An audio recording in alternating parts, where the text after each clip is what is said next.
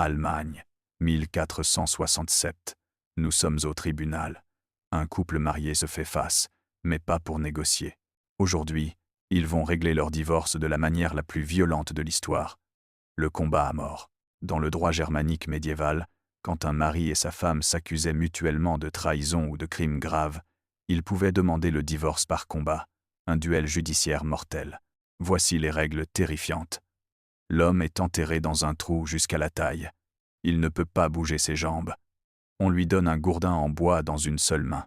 La femme, elle, peut se déplacer librement dans l'arène.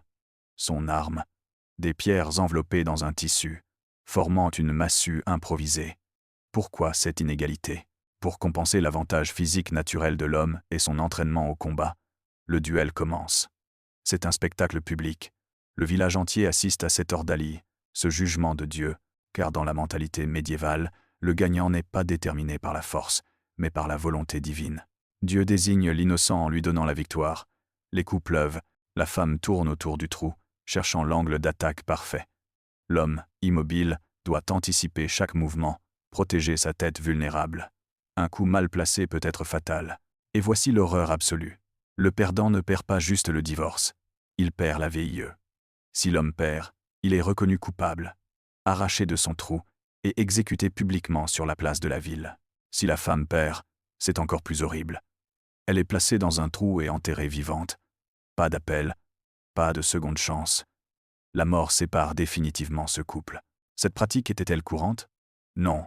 Le professeur Kenneth Hodges, qui a découvert ce manuscrit à l'université d'Oklahoma, précise que ces duels conjugaux étaient rares. L'Église et les États n'approuvaient pas vraiment. Mais ils existaient bel et bien, réservés aux affaires les plus graves.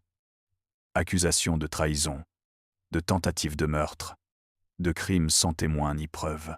Ces combats n'étaient pas des règlements de compte frivoles pour des accords domestiques, c'étaient des procédures judiciaires extrêmes, avec réglementation complexe, témoins officiels et sanctions mortelles. Imaginez la pression psychologique. Tu accuses ton conjoint d'un crime capital. Si tu perds le combat, c'est toi qui meurs. Aujourd'hui, on se plaint des avocats coûteux et des procédures longues. Mais, au moins, personne ne nous demande de nous battre à mort dans un trou devant tout le village.